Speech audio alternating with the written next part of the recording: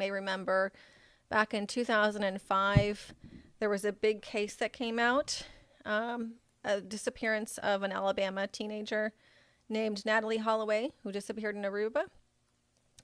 And there's a documentary that just recently came out. It was very intriguing, and we watched it last night. And it inspired our topic for today. So, these might seem like very disconnected thought processes at the moment, but I'm going to explain how this all relates to raising daughters.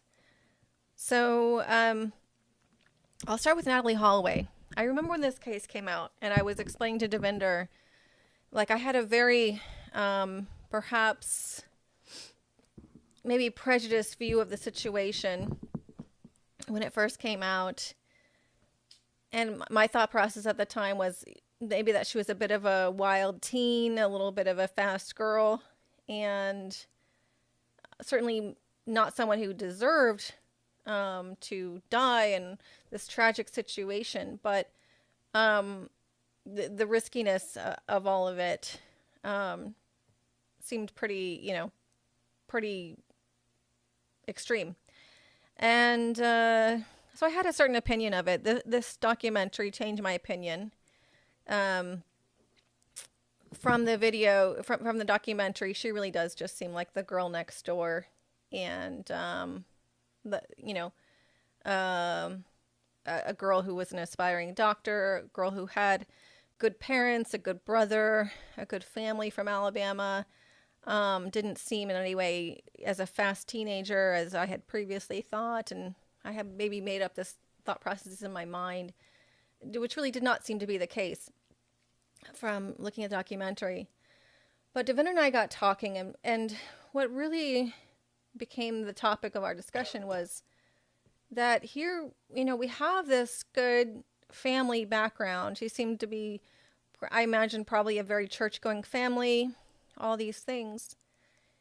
And yet she's allowed to go at 17, 18 years old, allowed to go with her friends to Aruba and to celebrate her high school education, the completion of that.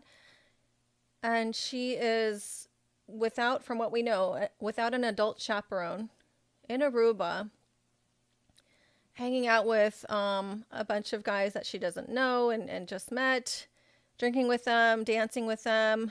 The bar gets out. And tell me if I get the story wrong, but I think that she gets into the car with Joran van der Sloot, who becomes her killer, and two of his friends, without any of her friends in the car.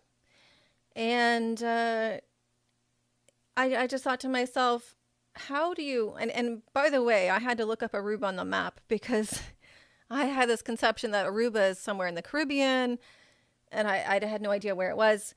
Aruba is in South America, by the way. It's almost about as far as going to Colombia.